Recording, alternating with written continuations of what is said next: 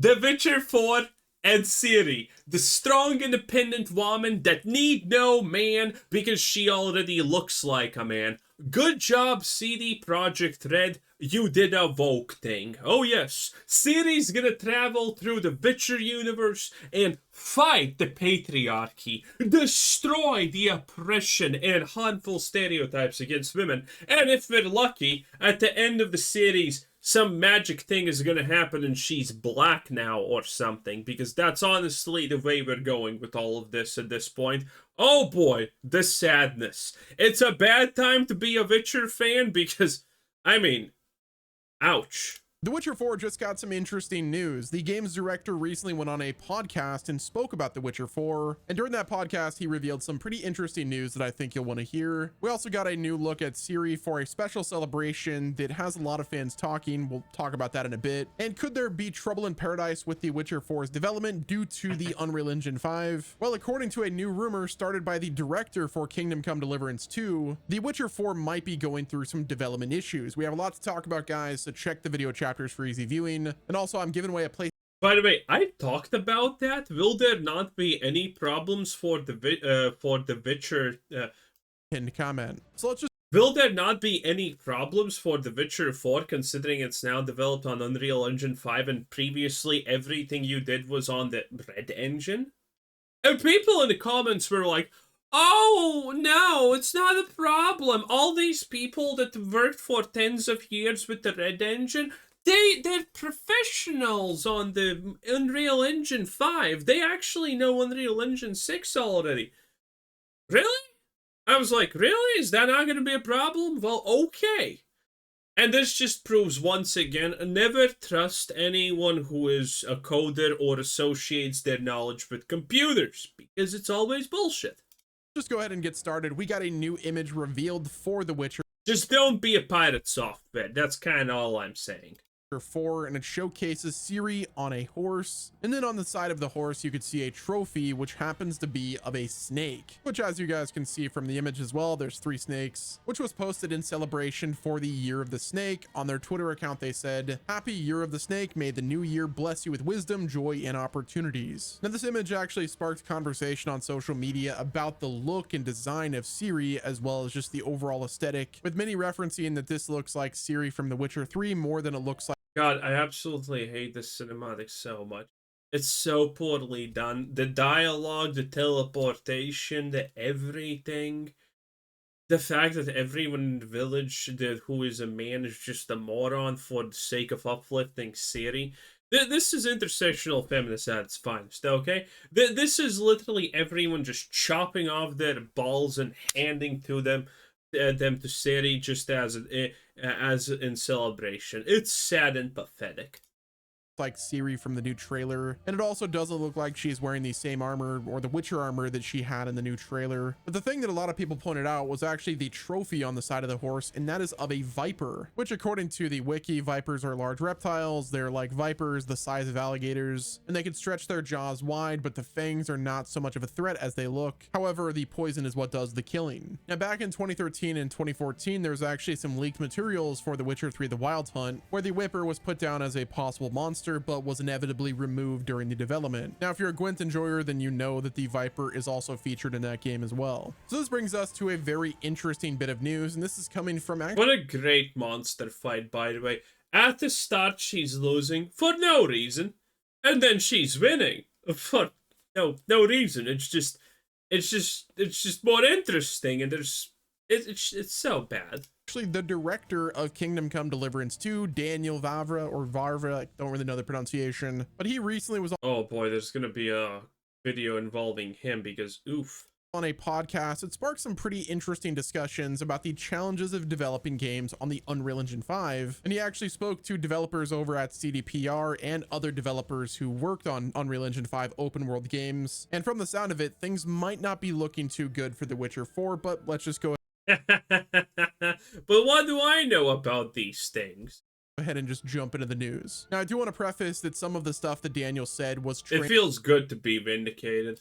translated from his language to English. So it might not sound as bad as it does. Like, this could be a total translation error and some of the context is missing, but let's just go ahead and get into it. So when speaking on a podcast about the differences between Unreal Engine 5 and CryEngine, which they use for Kingdom Come Deliverance 2, Daniel was asked the question, "I wonder why you chose CryEngine over Unreal Engine." To which he said, "Because at the time, nothing else could handle it like this. And to be fair, Unreal couldn't even run it today." He then said this, "I talked with guys who are making The Witcher 4 or from studios that are just trying to make some open world games on Unreal because there aren't really any open world games on Unreal Engine." Well, no, that's not entirely true. All of those big games have their own engines. Assassin's Creed, everything like that is on their own engines. And now CD Projekt Red just switched to Unreal, even though in my opinion, they had a good proprietary engine. Daniel then went on to say, "Well, I've heard some rumors that they're quite like thinking if they didn't make a mistake. Well, I talked to someone whose name I obviously can't say, and I said to him, 'So what about Unreal?' To which the game developer that he couldn't name said, 'Great, we already have pieces done like some landscapes.' To which Daniel said, 'Well, what about in open worlds?' To which the dev said, 'Not yet.' Daniel then went on to say, 'When did they announce it? A year or two ago, and it still doesn't work as good as on their old engine. Now, how did they actually improve the graphics for the consoles and so on? It's still beautiful.'"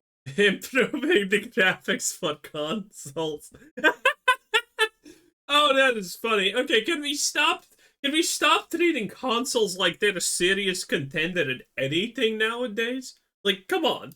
The KCD2 director then went on to I'm tired of pretending the consoles deserve respect. say that when we tried to use it, Unreal... If you're playing a console for fun, that's completely fine. But when you're gonna start being like, "Oh, guys, I got this," yeah, that's when I have a problem, because that's just stupid. Told us everything would work, and it just didn't. We put 3 lights there, and it was effed up. With CryEngine, we put 20 lights and 10 times as many trees, and it worked. So yeah, it sounds like Daniel did not have the greatest experience with Unreal Engine 5, or just Unreal Engine in general, and that's why they decided to go with CryEngine for KCD2, which that game is a technical marvel that looks gorgeous. Yeah, going back to what he said earlier during that podcast, he mentioned that he actually spoke with somebody working on The Witcher 4 and how the game could be going through development hell due to his experience with Unreal Engine, and the fact that the developer over at CDPR mentioned that they have some pieces done and some landscapes, but nothing in open world yet. Which it is worth mentioning that we don't know when Daniel spoke to the developer over at CDPR. It could have been a few. Okay, this is actually really bad, because again, as someone who's technically,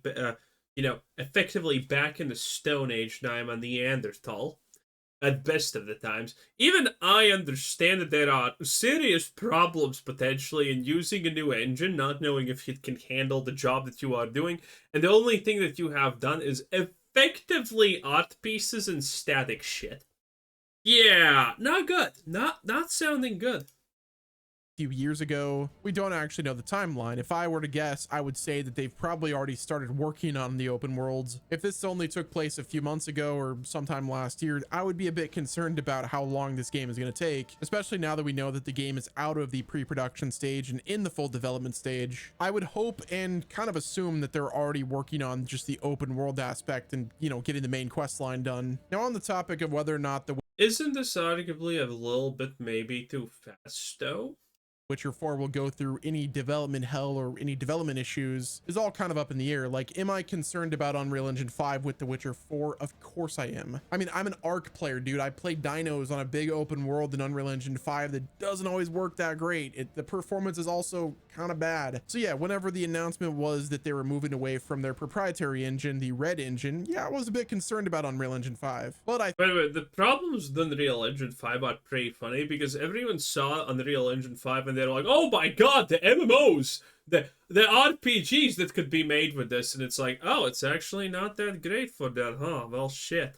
I think the partnership between Epic Games and CD Projekt Red is one that'll be fruitful because they're working with the team that is developing the engine. So if you have direct access to Epic and all of their engineers that know the engine very well, I would hope that that means The Witcher 4 will be fine in terms of that. Like, I would hope that before the game gets even close to development hell, Epic Games jumps in and it's like, "Hey, I got the fix for you guys." So this brings us to our next bit of news. Recently, the game director behind The Witcher 4, aka the legendary Sebastian Kalimba, was on a podcast podcast, where he actually shared some insights about the development process, various inspirations, and the philosophy driving The Witcher 4. Now in the podcast, Kalimba revealed that he's a big fan of Naughty Dog games, and he praised the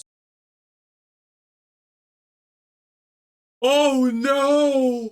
Not Naughty Dog games. Naughty Dog is so dead. So dead. Look at this. She-Hulk PTSD all over again, boys. I can't. From 1 to 10, I can't. storytelling and gameplay of those games. Oh no, the storytelling. Oh no!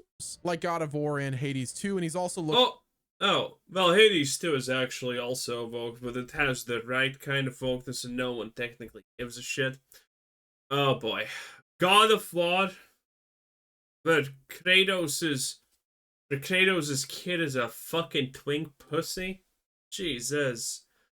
Spare looking me. forward to other exciting upcoming titles like Kingdom Come Deliverance 2, and he essentially said that these influences seem to reflect his appreciation Gone are the old days of God of War, quick time events of abandoning your daughter. Sad. Sad. for rich narratives and immersive worlds, which are the big priorities for The Witcher 4. Now, during the podcast, he also confirmed that the development for The Witcher 4 consists of around 400 people, which we know, and he said all of whom are passionate Witcher fans. He said this shared Yeah, I'm sure about that. They were so passionate that they got a Woke Award.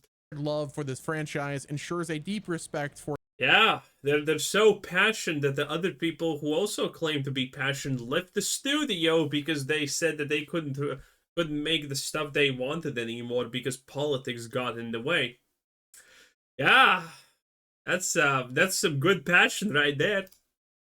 its lore and legacy. Additionally, he highlighted the collaboration with Epic Games, which is playing a big role in the game's technical and visual development. Now in the podcast, he also spoke about the trailer for The Witcher 4, which was designed.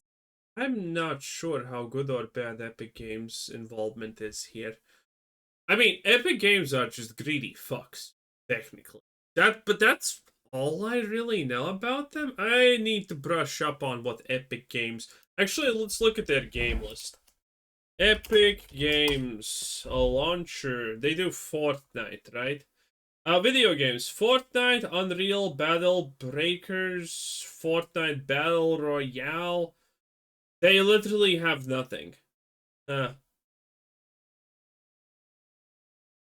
yeah, they have nothing except Fortnite and some old Gears of War and Unreal Tournament 2003. Okay. Yeah, no idea what to expect from Epic Games involvement here. But, I mean, it's a modern day company, probably not a lot of good. Designed to evoke the feel of Andrei Sapkowski's short stories, capturing the tone and atmosphere that fans of the books love. Kalimba then said that he loved how fans analyzed the trailer frame by frame to uncover hidden details, and then said that the Yeah, like the fact that this looks shit and Ciri looks like a man. characters and the monsters featured in the trailer will also appear in the game. Now in the podcast, he also spoke about the story and just overall canon, to which he said this: the team continues to treat Sapkowski's books as the primary canon, but they also respect the narrative and world building established in the games. He then spoke about Geralt of Rivia. He said Geralt's story remains intact. Wait, that is such a wild sentence to unironically mutter. We expect we respect the original books, but don't really kind of follow them. Now, admittedly, The Witcher, as much as I understand, because I never read the books, completely deviates from the story of the books to begin with. It just takes a lot of inspiration from the books, and it does take a lot of big deals from the books, but it's not a one-for-one recreation at no point, in fact. So, yeah.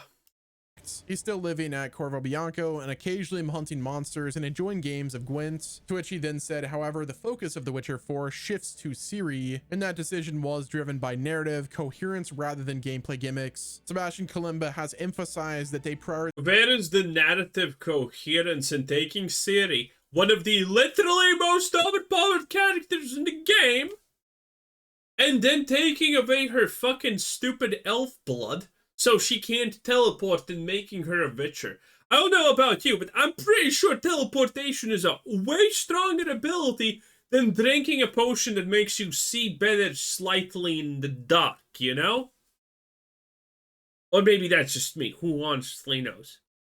Prioritize the story first and ensuring that that makes sense, and then they'll be working on making the gameplay experience just as compelling. Now, on the topic of Geralt of Rivia living in Toussaint at Corvo Bianco, he said that the video we made for the 10th anniversary where Geralt invites his friends to Corvo wasn't a coincidence. So perhaps during that 10th anniversary video, that's actually where we start our journey with The Witcher 4. Like maybe we'll actually start off the game playing as Geralt and then we immediately switch over to Ciri, which that sounds absolutely epic. I don't want to think about it anymore because I don't want to put that in my brain. Now, throughout the podcast, he also addressed the choice to center the game around Ciri, to which Kalimba said that it was a natural progression given her role in Sapkowski's books. She is a main character in the books. And if you played The Witcher 3, that game basically foreshadowed her importance in the future of The Witcher. The topic shifted and spoke about Yeah, no shit, but not as an actual Witcher, though. That's redundant. That's stupid. Again, they're addressing no real problems that people are seeing with the game currently. Why does she need to be a Witcher? Makes no sense. Okay? Why does she look more like a man than a woman? No, makes no sense. Ciri's appearance in the trailer, to which Kalimba clarified that the lighting and her aging process, she's older now, might have contributed to How the fuck is she older now? The Witcher's age slower by de facto. Well, like is this like 50 years in the future or some shit? some fans' reactions, but her design remains consistent with her established character. Now, Sebastian No, it doesn't. Saying that is such copes and lies, Jesus. was also asked about the broader discourse surrounding the game and the representation and inclusivity in the game, and Kalimba made it clear that the team is focused on crafting a genuine and compelling story, and they plan to avoid getting caught up in external Genuine and compelling story about the horrors of women in the Middle Ages and how they need to protect feminism, sure.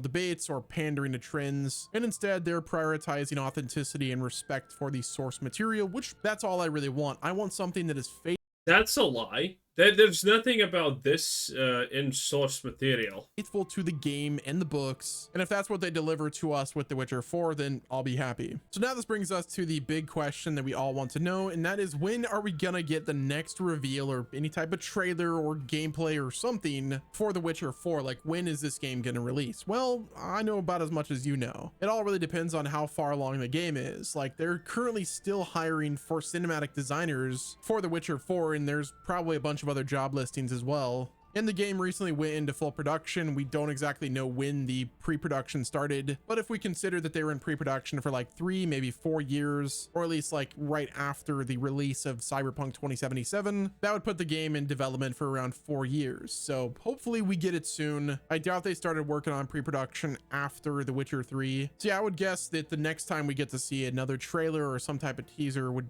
probably be next year. I don't think we're gonna get it. It's probably never AK. Oof. Anyway, that was Best Nemo 10 out of 10. Bye!